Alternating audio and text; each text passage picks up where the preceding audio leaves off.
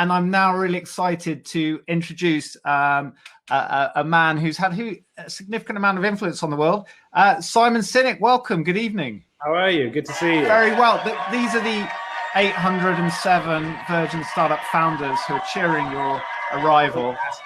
What a warm welcome. What a warm welcome. They sound it warm every single time. So where are you, Simon? Where are you joining us from? I'm in Los Angeles, California. Okay, and it looks like you're standing up. Are you ready for action? Is that part of how you do this kind of thing online? I find the energy is better. It's easier to stand up than it is to sit down. And it doesn't hurt my back as much throughout the day. There you go. Well, in my dining room chair for work. Well, listen, thank you so much for joining us today. I know that you've been a supporter of the Virgin community and the entrepreneurial community that we're part of, and Virgin Startup. We have over, I can see in front of me, 800 founders in the room with us tonight. So we want to just dive in and you know, a lot of them know your work. They've watched the TEDx talks, you know, even the really cranky one at the start where it was like the one that spread around the world. Or even it just proves that you don't need to have great audio to change the world. And they've read your books, but as you talk about, it's not so much the reading and the watching, it's the conversations that will happen off the back of this. So so hopefully we can spark that. And I wanted to start with the picture today, because the world has changed for some people significantly, but for all of us in some way in the last few months. And for those of us who are building small, fragile little organizations and ideas, it feels like the idea of creating value and revenues, even just to keep the thing going, let alone to pay ourselves or employees, has got so much harder. How have things changed from the entrepreneur's perspective for you in the last few months? Well, like everyone, you know, everyone's been forced to reinvent and reevaluate whatever strategy or plan they had. You know, the old joke: if you want to make God laugh, tell him your plans. There's two ways to approach disruption.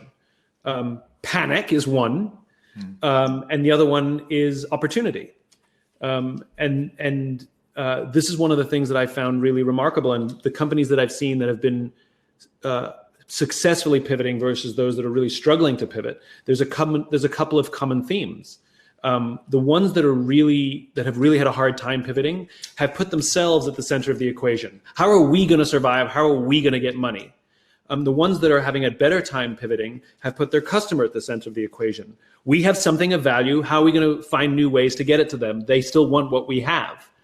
So they're thinking, and it's really driving much more innovation and ideas, because they're thinking about somebody else rather than themselves. It's not a self-preservation or panic thing. Which I guess is an old business lesson, right? Being customer-centric, empathizing with the person you're serving. So why does it take a crisis or a whole shift like this for us to relearn that?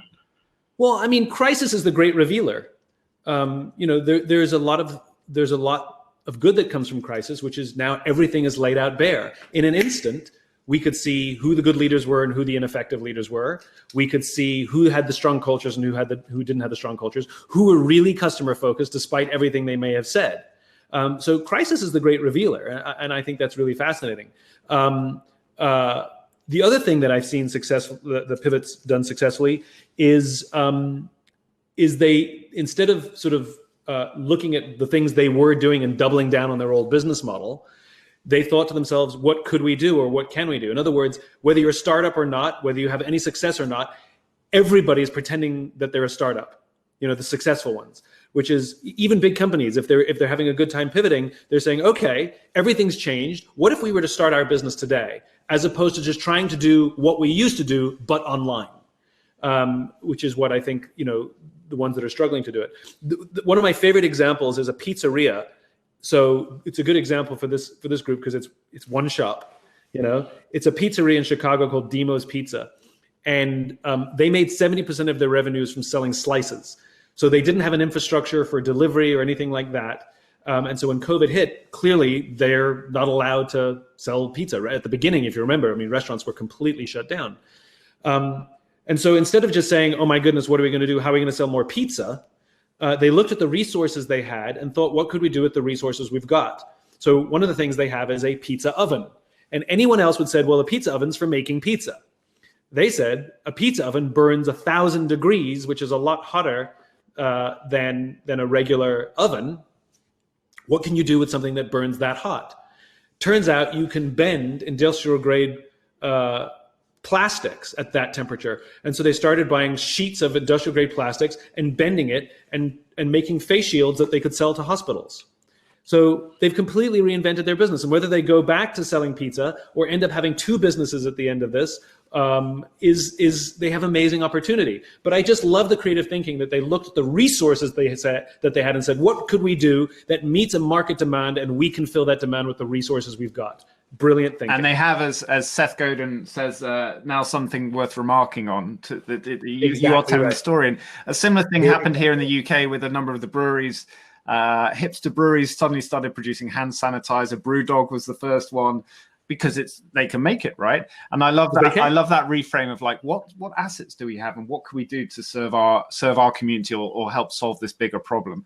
And I guess that links back to those, if we think about entrepreneurial skills or the assets that are hopefully inbuilt in us a little bit, for those of us on this path in life, which of those really is coming to the fore right now, and how can we hone them? Because we talk about resilience a lot, don't we? But it's sort of at a different. It's a different thing. There's one thing going, okay, how do we change our business model here? To the other thing is like, oh, the money's running out in 3 weeks instead of 3 months. What do we do with this skill set? Well, one of the things we have to do is we have to ask for help. I think one of the big mistakes that almost every entrepreneur makes young in their career, and some unfortunately never learn the lesson, is if you're the founder of the company, if you're the leader of the company, you don't have to know all the answers, and you don't have to pretend that you do. But so many of us put pressure on ourselves. I've definitely made that mistake. I learned the lesson the hard way. But so many of us think that because we're the founders or we're in the top job, we have to have all the answers. We have to know where we're going. We have to know what to do. We have to know the new strategy. We have to know the new plan. And the answer is you just don't. And none of us is smart enough by ourselves to know all those answers. And so to include the team not only opens up and gives some transparency, which is refreshing, but it also makes people feel like they're in control of their own future, which is wonderful. So one of the things that we did is we got the whole team together, and I offered a vision of where I want to go. There's still a vision. It's still based on my just cause to build a world in which the vast majority of people wake up every single morning inspired, feel safe wherever they are, and end the day fulfilled by the work that they do. That's the tiny vision. Yeah. That's the tiny vision, right? And we made most of our income from doing predominantly live events, me and others, teaching classes, workshops, things like that, speeches, things like that. Clearly that dried up. And there's just not a huge market for just like lots of people to give, keynote addresses online. And so we did a pivot. And so I gave a vision of the world that I wanted to do, that I knew that we had to do something good online, but what was it going to be? And so we gave a couple of criteria. I wanted every single employee, and they could work in teams if they wanted, but I wanted every single employee to bring 15 ideas each in 48 hours. And people thought it was nuts. And the reason not 4 or 5 ideas, my friend Jen Waldman came up with this whole 15 thing, but the reason not 4 or 5 ideas is because their ideas will all be the same, and they'll be the same 4 or 5 ideas that I came up with. The senior folks did not partake in this. Okay, so it was almost like a blind idea generation. Right, and they panicked that it was 48 hours, but I wanted the pressure. Yeah. And the good ideas weren't the first, second, or third. They were the 11th, 12th, 13th. Yeah. And before we started, I gave a little speech. I said, this is about contribution, not competition. That it didn't matter if you have 6 ideas and somebody else has none. If you have none and somebody else has 6, say thank you, because they might have saved your job. It's not about, and I'm not keeping score. And the other thing that I know is, if somebody has 6 ideas and you have none, odds are they're a good idea person, but a terrible executor. And the person who may have had none is really the best person qualified to execute on all those ideas. So don't worry, I'm actually paying attention to who my operators are and who my idea people are, because I need you guys to work in tandem. Yeah. And so I didn't just go around the room. I got 2 or 3 ideas from this person, 2 or 3 ideas from that group, 2 or 3 ideas from this person. And I invited everybody to contribute, to make the ideas better. By the time we got to the end, everybody had +1 all the ideas. Nobody could claim total ownership of any of the ideas. We all contributed. and we put the ideas in 3 buckets: green, yellow, red. It was not qualitative. Green meant an idea that we could execute this week. Yellow is an idea that it requires a little more work, maybe a couple of weeks. And red, no matter how good the idea, too much money, too much time, we just can't do it. We're just going to put it on a shelf and deal with it another day. And then we turned to all the green ideas and executed, because we knew we could do those in a week. And our standard was, what's the cheapest, simplest thing we could do with the highest probability of success? And that's where we started. And were those green ideas, Simon, were they tied back to, was it like revenue, like biggest margin, most people impacted? I know there's the grand vision, but how do you link which ideas back to the purpose? So all of them, 100% of the ideas, whether they were green, yellow, or red, helped advance towards the vision, but they also were about pivoting our company to this new online form, obviously. And we played to our strengths. We believe in human relationships, and we were already good at the live thing. So we started with live online classes. We didn't do recorded classes. Everything was live. And some of the workshops that we used to do in half a day or full day, they had to reinvent them to make them an hour and a half or 2 hours. So there was work to be done. Remember, when the definition of pivot is sort of going around some sort of center. So our cause and our purpose was still the thing. And so the question is what could we do around that to change? So we didn't wholly reinvent the business. We pretended we were starting our business from scratch in this marketplace. And the question is, if we were starting our business today, what business would we be building? Yeah. Please give me the ideas. And that creative energy, when you see it bubbling away, does bring the optimism and the momentum that you need, don't you, to go from, oh my God, it's all falling apart, to wouldn't the world be wonderful if ... Yeah, and even though, look, we still all had the fears, and there was obviously people were afraid, and I was very honest. Like we told them how much runway we had. Like we had some time, but we didn't have endless amounts of time.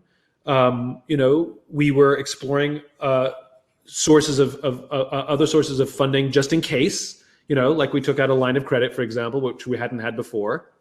And we were doing the best we could to give us as much time to give it a try. And it was great. And we looked. When we went through cost savings, we didn't look at people's salaries first. We went through every line item, and like we were finding like subscriptions to magazines or to online forums that we didn't even know we had. We were downgrading our internet. We were looking for every little penny we could save on the margins, because it's amazing how much wastage there is on the sides that you really never pay attention to. And this is one of the things, if you have any kind of success, you get any kind of money, it makes you a little bit lazy. Yeah. Success allows you to be lazy and a little bit wasteful. So again, crisis is the great revealer. We were able to eliminate some inefficiencies and some stupid spending, which we probably should have done ages ago.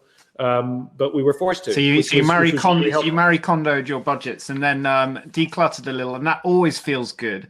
And I'm curious, and we've had a lot of questions on this theme, which is, have you observed, both with your own audience and community, but in the wider world in the last few months, a potential shift in culture around growth at all costs? So the Silicon Valley, you've just started alluding to the kind of more lean startup experimental approach, but the biggest Silicon Valley model that's been exported so successfully around the world of like raise, freemium business models, especially tech-related ones like scale, and then figure it out later. And we hear the good news stories. We hear the Spotifys, the Instagrams, or the good news business stories. Is this coming to an end? And are we going to be going back to let's build sustainable business models? Let's take our time. Let's not burn out. And culture as a consequence, working out maybe a little better. Is that like just a fun thing to talk about, or is it really happening? No, I really hope that happens. The reason we call, the Airbnbs and the Spotifys unicorns is because they're really, really, really rare. Like most companies don't get multi-billion-dollar valuations. Most companies don't get sold. And the motivation for that model, there is no study, no article, no case study at all that says that growth at all cost mindset builds a successful business. If anything, it does the total opposite. That model is perpetuated by investment by investors, by private equity and venture capital, because they want you to grow, because they need the valuations, because they need to flip the business in 3 to 5, because that's how they make money. It has nothing to do with you and your company, nothing. And so unless you have a selfishly minded founder who's only trying to put lipstick on the pig so they can sell it and make themselves rich, in which case, was it ever going to be a great company in the first place? So I think the growth at all costs, like, you know, the question when I ask somebody, what's your strategy, they say growth. My question is always, why? What does growth help you achieve? I mean, if you're trying to advance a cause, you know, growth at all costs can do so much damage along the way that the thing's going to die, you know, in 10 years, and you won't advance towards the cause. Why not build something that, and I don't like the word sustainable. I like the word resilient, right? Because sustainable means that we can go through crisis, we'll go through a storm, and we will hunker down and we will come out the same, right? Resilient, to me, is we came into the storm and we came out completely different. We came out stronger. We reinvented. That's the point of the storm. Changed, adapted. Yeah. And I think a growth at all cost mindset is a very unhealthy mindset that is largely born out of theories from the 80s and 90s that have been largely exaggerated today. And as I said, perpetuated not by founders and entrepreneurs, but perpetuated by outside investors who actually are more interested in their success than ours. Sure. We hear that message loud and clear. And it does echo what we've seen in the Virgin Startup community, that a lot of even without us really pushing or mentoring people in this direction, but like, I'm starting this business because I want to solve this problem in the world. And now I just want to figure out a business model around it. And yes, we've heard a lot about, you gave us the line, it's not what you do, it's why you do it, right? But and that's a great philosophy. But actually, it feels like now that's a tipping point. And there's the B Corp movement, which in the UK is spreading like really fast, and so many great case studies. Is this something that you feel like is moving into the mainstream, where in terms of consumer mindset, is like, if it doesn't solve problems, in other words, Elvis and Crest, this great UK business which turns old fire hoses into wallets, basically, that we're going to get done, turns into these beautiful wallets. And the founder of Elvis and Crest says, if you're in a privileged enough position to be able to choose to start a business, and you're not trying to solve a problem, or instead of like creating problems down the line through your supply chain, then you should just not do it. Do you feel like we're at that point? I think there's a lot more awareness of the flaws of the old business model. I mean, I've talked a lot about the form of capitalism that we have these days is broken. And as I said before, it's largely built out of theories that were popularized in the 80s and 90s, but born out of the theories of Milton Friedman, the American economist in the 1970s, who theorized that the purpose of business, the responsibility of business, was to maximize profit within the bounds of the law. That was it. That the whole purpose of business was to maximize profit. Well, what about ethics? You know, what about contribution? At the end of the day, value, when a company says we offer value, that's not a calculation, right? Very often it's a feeling. This thing is worth more to me. And very often value is also some sort of enhancing our lives in some way. You're making our lives easier or better, or you're making the world better. I mean, that's what value is. Value is about a contribution. And, I commend the younger generations, because they're looking at their parents and grandparents and saying, the way you built your business, that makes me really uncomfortable. And to your point, whether it's the B Corp or other things, even folks like me, like, I shouldn't have a career. It's embarrassing that I have a career. I talk about trust and cooperation. There should be no demand for my work. But there is, which means there's an opportunity. And everybody believes in doing things that matter. Everybody wants our work to be a part of something bigger than ourselves. I think that the younger generations are just talking about it more loudly. So yes, I'm very, very bullish that we're going to go back to the kind of capitalism that actually prioritizes a customer, puts a person at the front and center, and is built to be resilient and offer value to the world. I feel that positive bullishness, Simon. That's brilliant to hear. I was listening to one of your podcast episodes, a little bit of optimism, Simon's podcast earlier with Helene and Seth Godin. And there were two little quotes that just stuck with me from that, talking about this theme. And Seth said, I didn't set out to corner the market. I set out to change the market. And I love that kind of just reframe on like how you approach business. Like, I want to change this. I don't want to just like grab it. And then Helene said on having an impact, don't set out to change the world, change your world. That was your summary of the conversation. And the thing that sort of helps with that, I think, for those of us, and we feel like, oh, we're on our own. We're not on our own, but we're only small here. It's an ocean of problems. It is this feeling of like, oh, I don't have to change everything at once. I don't have to grow everywhere at once. It's like I just have to influence the minimum viable audience that Seth talks about. How do you take that mindset into your work every day? So I'm an absolute devotee to the concept of the law of diffusion of innovations. It's a theory from the 1960s. Everybody knows some of the terminology.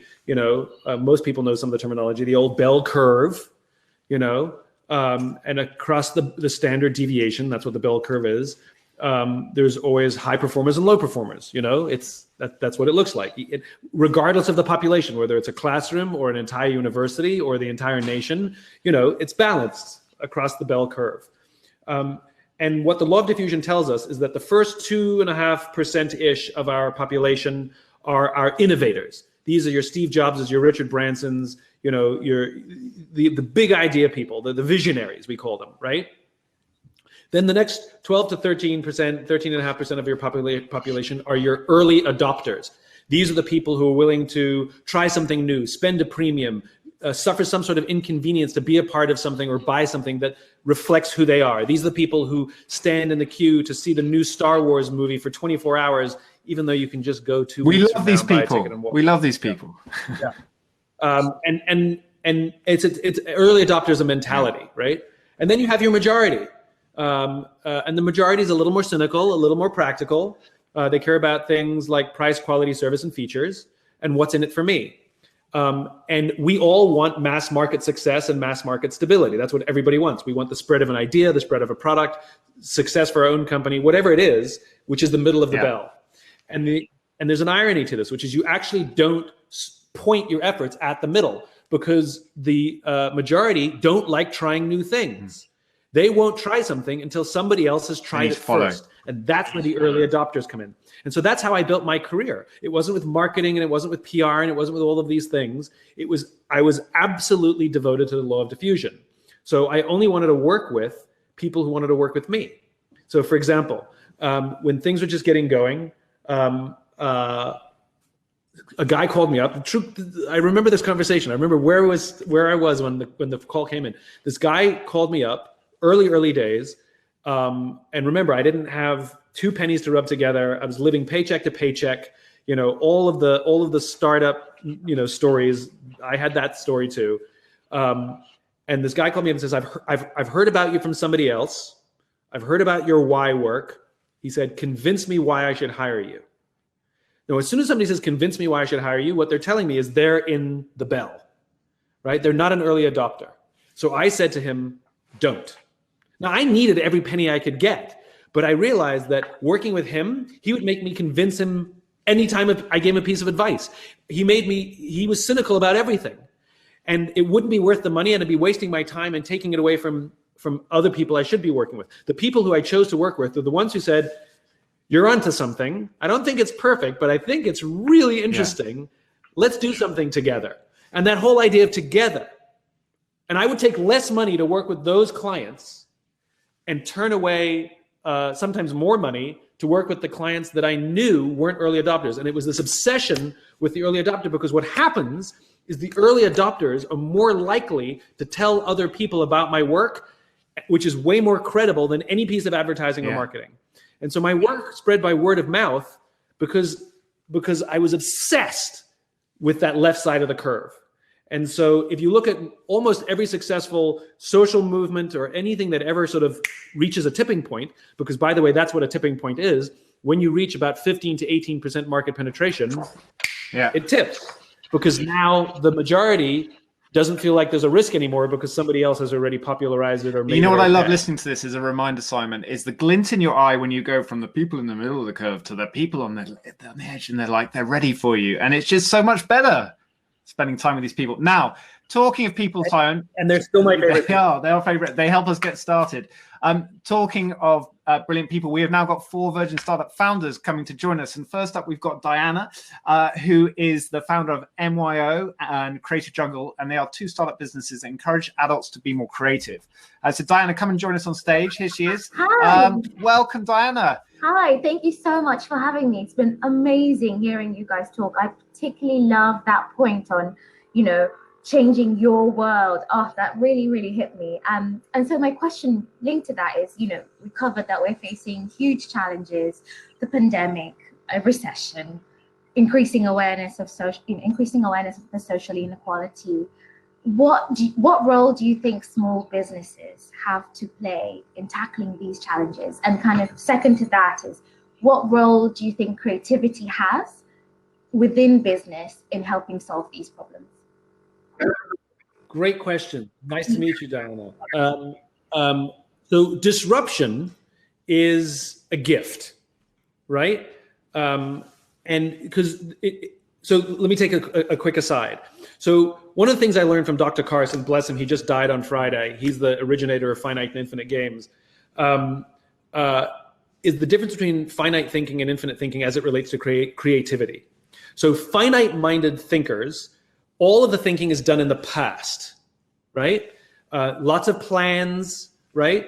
This is why athletes practice, and soldiers train. It's so that there are no surprises. So they're prepared for everything. And you hear them say that. They say, I didn't have to think, there was muscle memory, or I didn't have to think, I just relied on my training kicked in, right? You actually hear them say there was no thinking, because all the thinking has been done in the past. And this is why finite-minded thinkers fear surprises and fear uncertainty. Infinite-minded thinking begins at the moment of disruption. And so infinite-minded thinkers love surprises and love uncertainty because they see opportunity. Because they're not worried, oh my God, we don't have a plan for that, we don't know what to do. They go, oh my God, something new, what could we do, right? So, and so I think this is a magical time. Yes, there's a massive amount of upheaval. Yes, it plays us emotionally. Yes, we still have to look after our mental health. I'm not saying this eliminates that. What I'm saying is, from a business perspective and a creativity perspective, small businesses, all businesses, have opportunities now that they didn't have a year ago, where you can try things that are completely off the wall, completely different. They don't even have to be perfect. They can be a little bit sort of half-assed and broken. Everybody's a little more patient with things that are imperfect right now. And so there's a massive opportunity in all this disruption. You don't have to do it the way it was done. You don't have to do it the way you're being told it has to be done. You can do it the way you think you want to do it. Massive. And so the second question is, where does creativity come in? It's all about creativity. And creativity is the ability to see patterns in chaos. That's what creativity is. It's not about relying on what we used to do. It's about imagining what we could do. So yes, it's a time for creativity more than ever. Talking of which, the next founder we have is Carl Frank, who calls himself an acne specialist, and he's the founder of Frank's Remedies. Here he is. Carl, welcome to Virgin Startup. Hi, Ben. Hi, Simon. Thanks for having me. Hi, Kyle. How are you? Nice to meet you. So my question for you, Simon, is younger people have been hit especially hard during this pandemic, and on a general basis, education has been disrupted. The jobs market is really difficult, and there is a lot of uncertainty for small business owners, to say the least. Many people, including myself, see you as an unshakable optimist. But why and how should younger founders feel positive about the future? And how do we start to build for a post-pandemic world? So sort of why we have to be optimistic about the future is really about a mindset.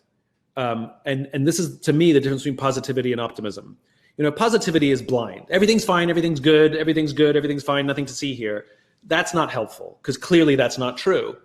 Optimism, to me, is is the undying belief that the future is bright, but it is not a denial of the current state.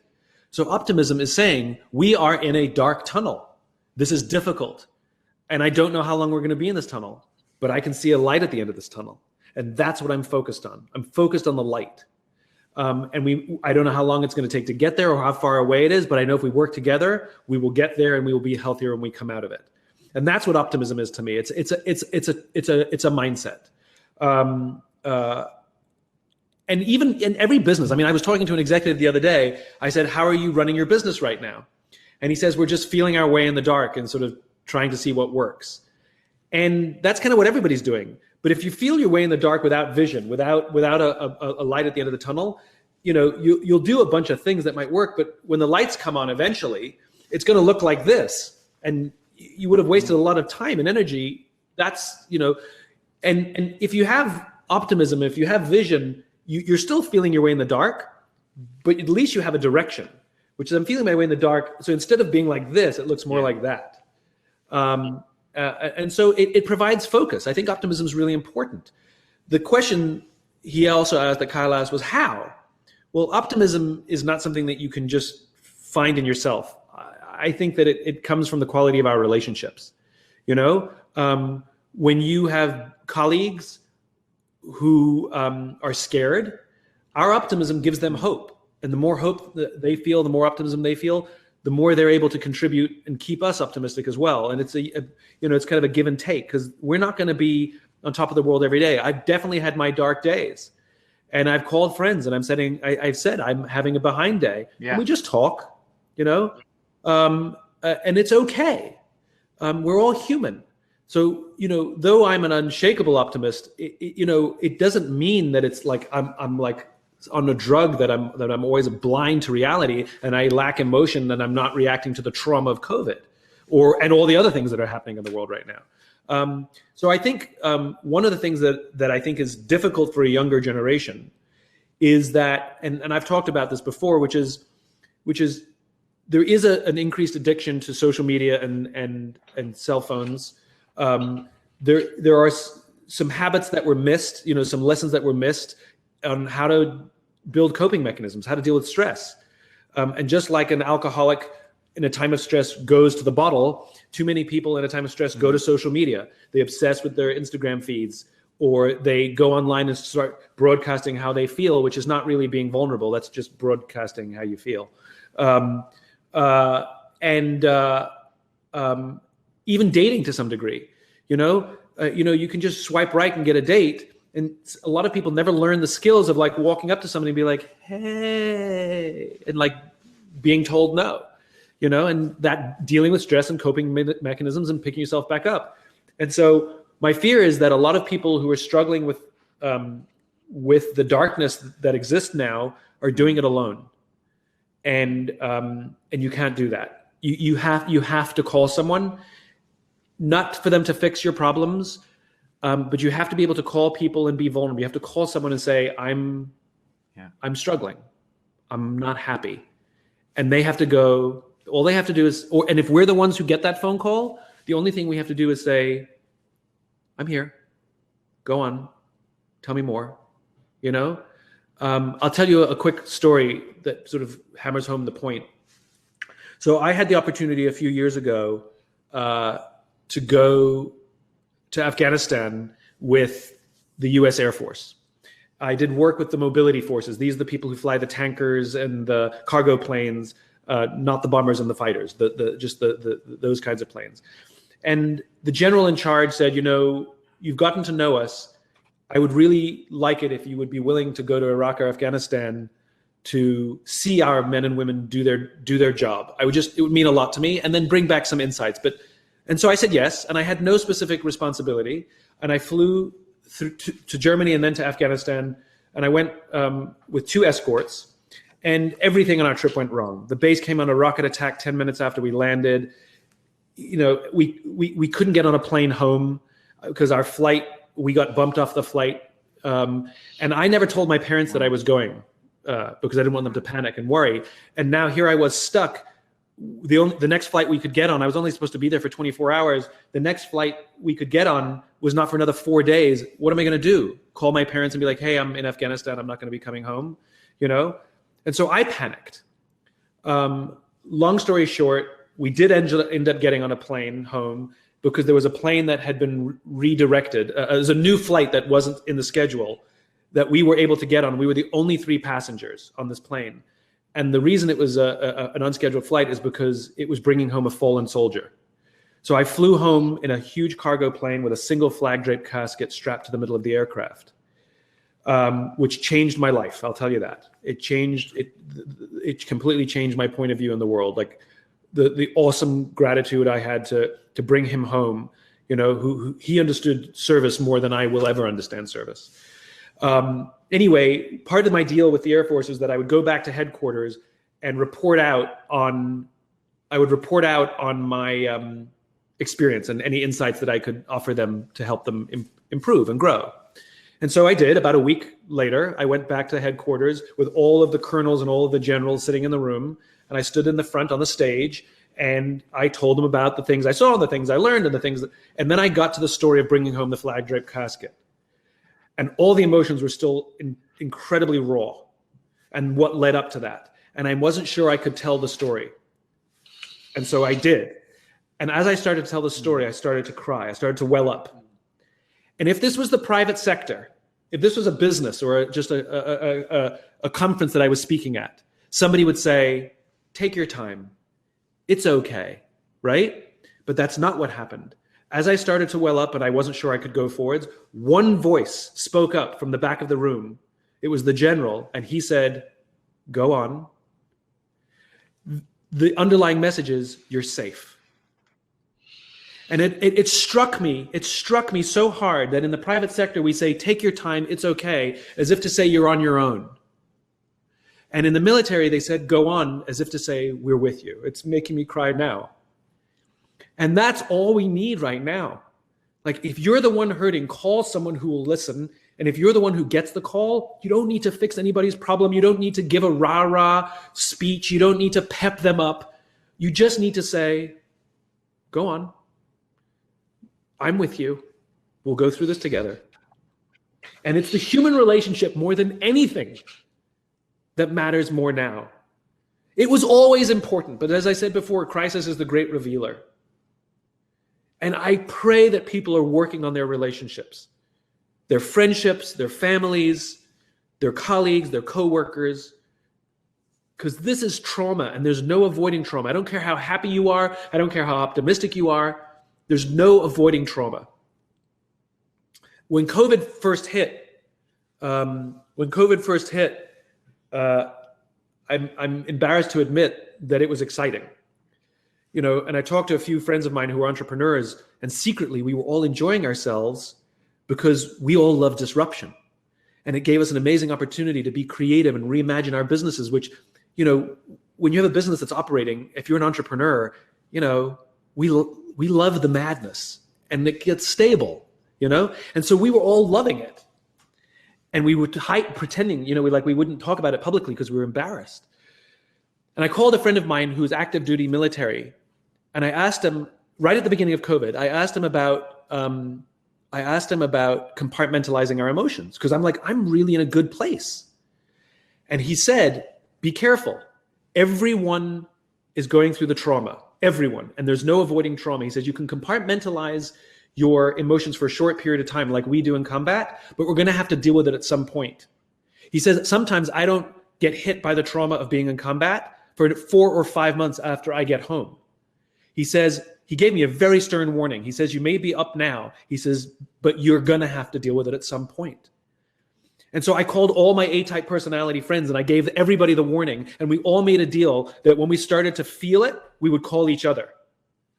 And sure enough, on cue, 4 or 5 months into COVID, I was not doing well. And so I called up my same friend and I asked him no leading questions. I said, what are the symptoms when you start to feel the trauma? And he said, well, he falls off his sleep schedule. He starts going to bed really late for no reason and doesn't want to get out of bed in the morning. I'm like, yep. He says he finds himself, he has an unproductive day, and he gives himself, a gimme. He says, it's okay, I need a day off. This is fine. But then he has another one and another one and another one. And then he starts to feel guilty. And then I said to myself, yup. And then he says, and he doesn't want to talk to people or be around people, and becomes really antisocial. And I went, yup. And so I was suffering through the trauma of COVID. And I wasn't happy. And the first thing I did was come clean. I said to him, that's what I'm feeling. What do I do? What do you do? He said, well, the funny thing is those things help me fix the problem too. He says, I force myself to get back on a sleep schedule. I try and go to bed at the same time. And I force myself to call people and tell them that I'm struggling, as opposed to disappearing. And I called friends who are coaches, and I called friends who I know are just good listeners. And that's all I did that week, is I tried to just feel like I wasn't alone. And it worked. My friends saved me. And so I'm here to tell everybody, like, there is trauma. There's no avoiding it. And it's this entrepreneurial spirit. Yes, it's wonderful. It's fantastic. And people deal with trauma differently. Some will have a hard time at the beginning, and then they'll be fine. Some, like me, had an easy time at the beginning, and they got hit in the middle. Some will deal with it up and down throughout. There's no right or wrong way to do it. But it's the relationships that will take care of us, and it's the relationships that will take care of our businesses also. Simon, thank you so much for sharing. I know that was another layer, but I think it's probably the most valuable part is when we reveal ourselves, like you've just done over the last few minutes. So I really appreciate you going to that place. We do have a couple more founders who I know would love to jump in and say hi and ask you another question if you're up to that. Yeah. Do not apologize. It's that's the important part, is going to the places that really reveal who we are and what we've been through, because that's where the connections are made. So thank you so much. Next, we have Talia, who's the founder of Sheer Chemistry. So Sheer Chemistry is an e-commerce platform that specializes in types for women of all shades of brown. So Talia, if you are waiting in the wings, come and join us on the Virgin Startup stage. I know you were here a minute ago. Mm-hmm. Here she is. Talia, hi, welcome. Hello. Thank you so much for having me. I completely identify what you were saying just then, Simon, in terms of the trauma of COVID. I've definitely been there. So my question is, so I started my business because I wanted to create a more diverse perception of beauty and empower women of color to feel confident and gorgeous in their own skin. There are times, however, especially during this challenging time, that I'm overcome with crippling self-doubt, and I question whether I'm the person for the job, and I question whether this cause really can change the world. So what strategy would you suggest when overcome with these reoccurring moments of self-doubt? Well, congratulations, you're human. If not you, who? Mm-hmm. And if not now, when? But I think that, this idea of change the world is overused in the entrepreneurial world. I'm change the world. Really change the world? That's what's going to happen? That's not actually your ambition. Your ambition isn't to change the world. It's to profoundly and positively change the lives of people who need what you have. Now, will that change the world? Maybe. But bring it down a few thousand feet, because the world is inhuman. Literally, it is a big ball of rock, right? But tell me the name of someone who's smiled and said thank you to you because of your product. Tell me their name. Whitney. Tell me one name. Okay, do it for Whitney. Tell me another name. Marcia. Okay, Marcia. Yeah. You know the names of the people that your product and your work and your effort and your sweat and your self-doubt, you know the names of the people whose lives you have changed. Put their photographs, just a couple of them, you don't need many. Put their photographs on your desk. Remind yourself of their stories. You're doing it for them. It is an act of service. And the more you can connect the value of your work directly to the human beings whose lives are impacted by your work, the more inspired you become. And when you have those moments of crippling doubt, call one of them. So that's what happened to me. I was writing the book Leaders Eat Last. It was the most difficult thing I've ever done. It was impossible to organize all of this information. It was just ridiculous. I couldn't do it. I'd missed multiple deadlines. The publisher was frustrated with me. I was frustrated with myself. And I got to the point where I gave up. I couldn't do it. And so I literally pushed my chair back from my desk and I went for a walk to plan my exit. I was literally planning how I was going to quit. And I went through a checklist. Like I'd have to give my advance back to the publisher because technically I'd be in breach of contract because I didn't complete the project. I'd have to tell my friends I can't do it and I'd be humiliated. I'd have to tell my fans, I'm not the book that I told you about. It's not happening. I'd be humiliated, but I would get over it, you know? And I was literally mentally preparing myself for all the steps of quitting, even so far as rationalizing that quitting was okay. There were thousands of new books every year. People aren't going to miss one book, right? And what I did is exactly the advice I'm offering you. I picked up the phone and I called my friend Paul, who was in the Air Force Special Forces at the time, and I knew he was he liked my work and had benefited from my work. And I picked up the phone and I asked him a simple question. I don't even think I said hello. I picked up the phone and I said, "What do you do when you can't complete the mission?" And as is his nature, he started telling me a story. And he told me a story about when he was in Afghanistan, he used to fly helicopters, and they were assigned to go on a mission. They were ordered to go on a mission that was a suicide mission, that all the intelligence showed that the air defenses were so great that they were all going to get shot down. They were all going to get killed. And it wasn't like a kill Hitler mission, like you're all going to die, but you're going to kill Hitler. You know, this was like, you're all going to die and the mission will fail, right? It was literally a pointless suicide mission. And he told me how, as they were preparing their helicopters, his wingman said to him, "What do we do? We've got wives, we've got kids. Do we refuse to go? What do we do?" And he turned to his wingman and said, "This is what we signed up for. We go." Well, the mission was scrapped, thank goodness. But then he asked me, he said, "Simon, is this new book more or less powerful than your first book?" I said, "It's affected my life. The research has affected my life more than the first one." He said, "Okay, I'll tell you a funny little story."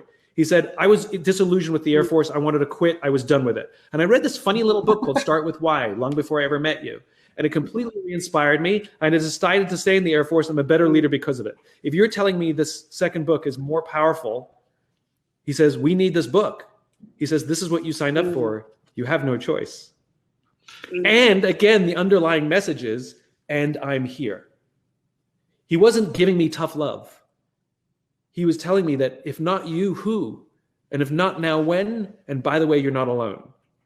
And so when you have those moments of crippling self-doubt, call Whitney and say, "I'm not sure I can do this." And let her just tell her your story. You're doing it for people, not to change the world. You're doing it for human beings with names and lives and insecurities and fears. And you are filling those gaps for them. Such a powerful answer, Simon. Tyler, thank you for that question, which triggered that brilliant answer. We have one more founder, which we want to try and squeeze in here. Thank you, Simon. This founder has started a number of businesses, so we'll have some interesting experience to share as well. So if we could welcome our fourth founder onto the stage, and then we can start to get people ready to go off and have conversations with each other. So. Oh, there's so much here. We get these stories are on a roll now, Simon. I can feel it coming faster and faster each time. It's wonderful. Is our fourth founder there?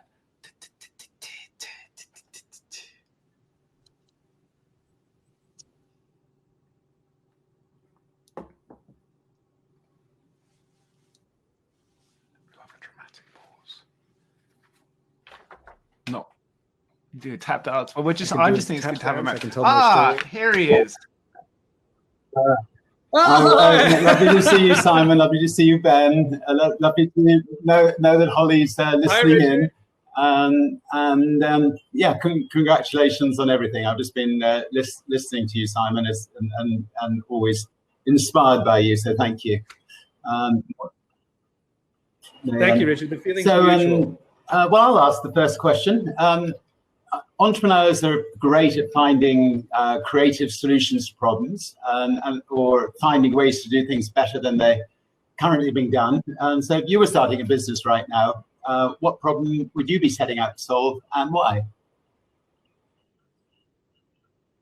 Oh, that's a good question. I think that the problem that I would like to help solve these days is how we relate to each other. You know, I think we're all blaming our politicians for our divided nations. And I think our politicians, for example, are simply a reflection of us. They're mirrors of us. They don't lead us, they follow us. They look at us and they try and mirror us so that they can get themselves elected. And I think that we are currently living in a time where we're more judgmental, where we're very bad at listening.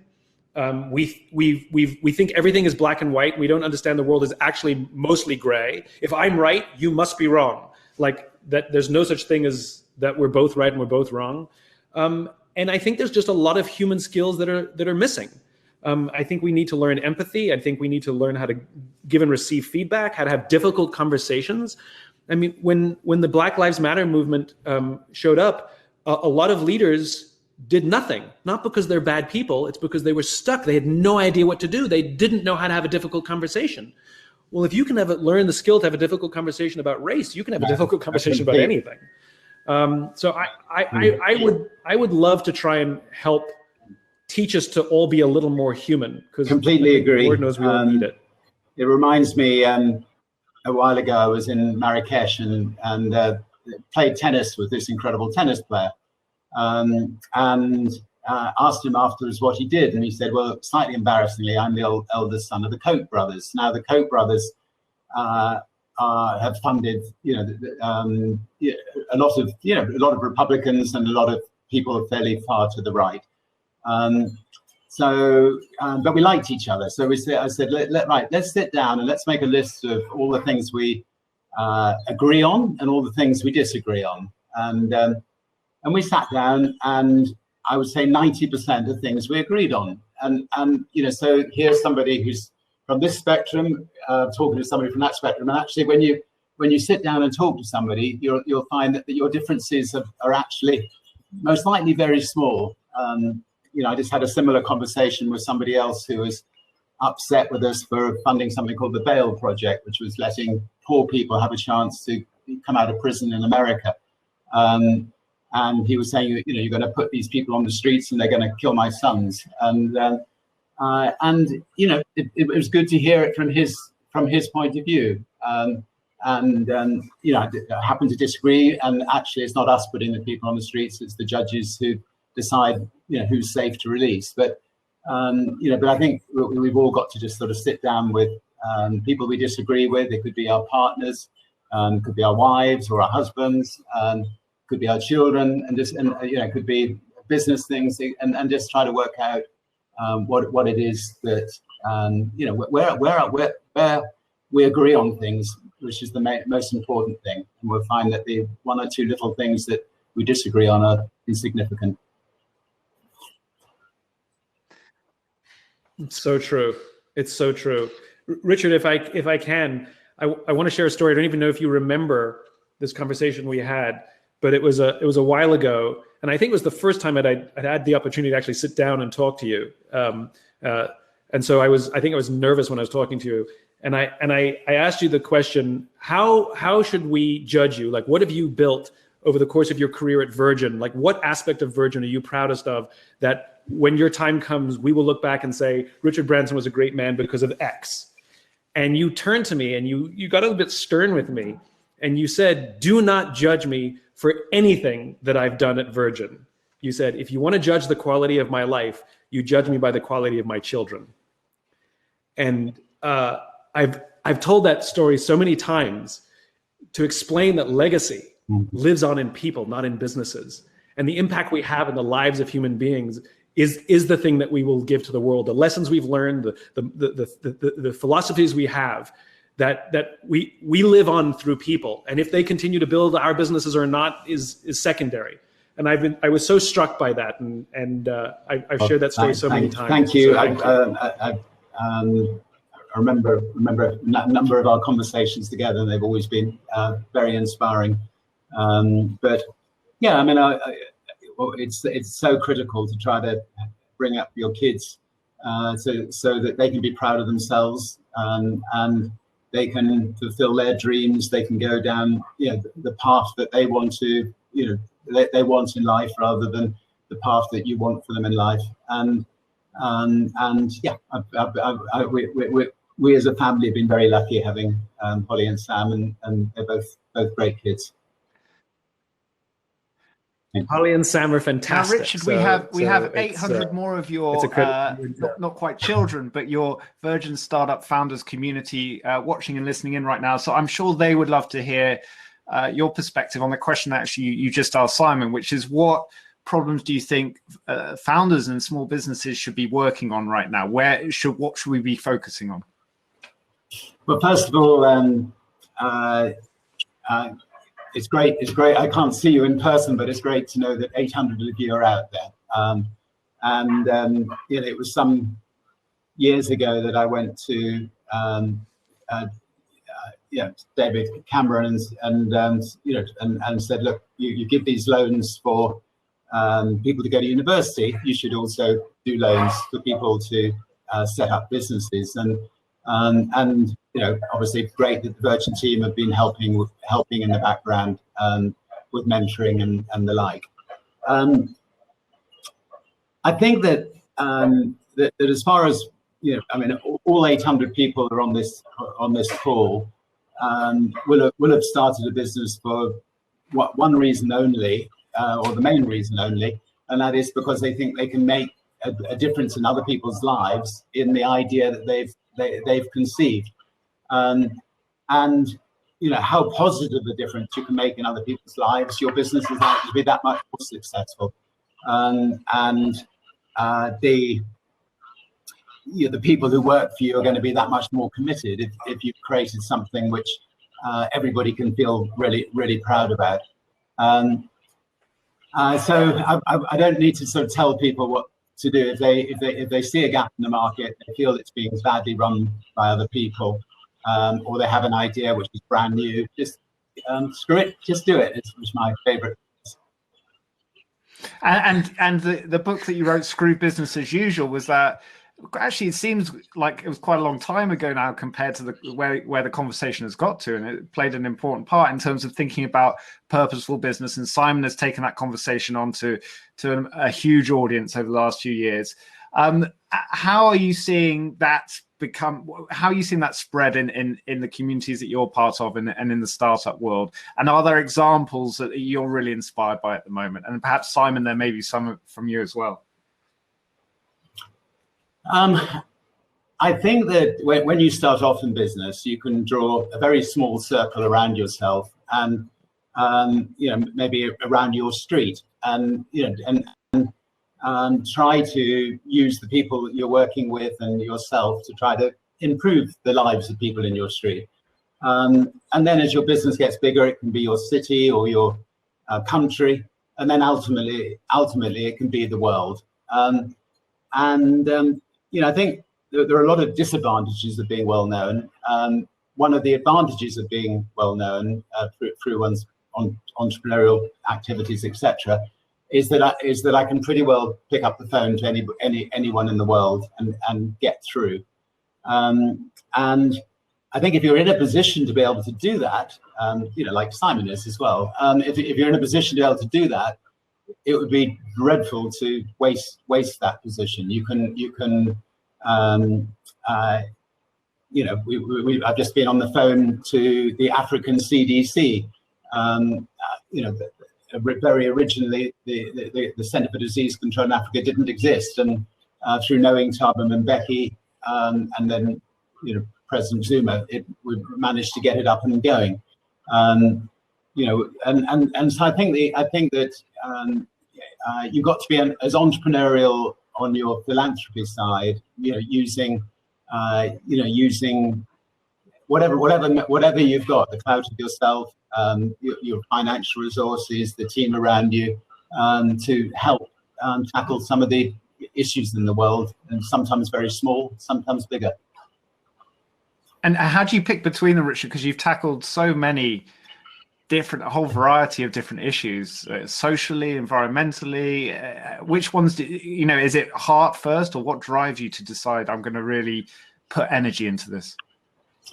I think we try to choose the ones where we feel we've got an edge to make a difference. You know, like we set up an organization called the Elders about 12, 13 years ago, with Nelson Mandela and Russia Michelle and Archbishop Tutu and President Carter and others, Mary Robertson and so on. And they go into conflict regions to try to resolve conflicts. And you know, my feeling was if there's a conflict, everything breaks down. I mean, look at Yemen right now; it's a nightmare. So if you can get in early on in a conflict and knock heads together, you can avoid an awful lot of misery. And so we look at, you know, if there's something of that kind of magnitude that we can use our skills at sort of setting up an organization, use our skills at getting other people to come in and join you on the funding, then we'll give it a go. Fantastic. Simon, what's your any other questions you'd like to or thoughts to share with Richard before we jump on? Well, the thing that I think is consistent in all of Richard's work, whether it's business or philanthropy, and it's sort of the great lesson to learn for all of us, is there's a service mentality. There's a giving rather than a taking mentality. You know, profit comes second after somebody has value in their lives. That as he said, you know, you go into a market where somebody else runs that industry. There's poorly. That's what the opportunity is, to give to people, to offer them something better. Even in Virgin's careers, you know, they don't strike success in every business they go into, but the ones they tend to do better is they come into places where customers have a history of being abused or offered substandard anything, and Virgin offers them, you know, some color in a sea of gray. But it's always with a giving mentality. It's always with how can I help make people's lives better. And Richard does that in business, and he does that in philanthropy. And I think that is the great formula for entrepreneurship. It's the dirty secret, which is if you show up to give rather than take, you're more likely to succeed. And I think a lot of people show up for themselves, but it's really the opposite. Well, thank you both, and it's been great talking to you. And see you both soon, and hopefully meet many of you who are on this call one day in the future. Anyway, thank you. Thank you so much, Richard. And Simon. Good to see you, Richard. Good luck with your startup. You didn't get that. Damn. Oh, you never know who's going to jump on these days, Simon. Listen, we're going to say thank you to you as well, because I know you've got lots of optimism to spread throughout the rest of your day. But I look for someone in a community of people that've been really helped by your work, and you're putting yourself out there in the world. We're grateful for that, as well as your time tonight. But I'm especially grateful for that 10-minute section where you basically let your guard down. I don't think it was planned, but I feel like that's probably the thing that's had a real impact tonight, as well as all your fantastic stories beyond that. So Simon, it's wonderful to connect with you. Thanks for your work. We're here whenever you have one of those dips again. So stay close. All the best.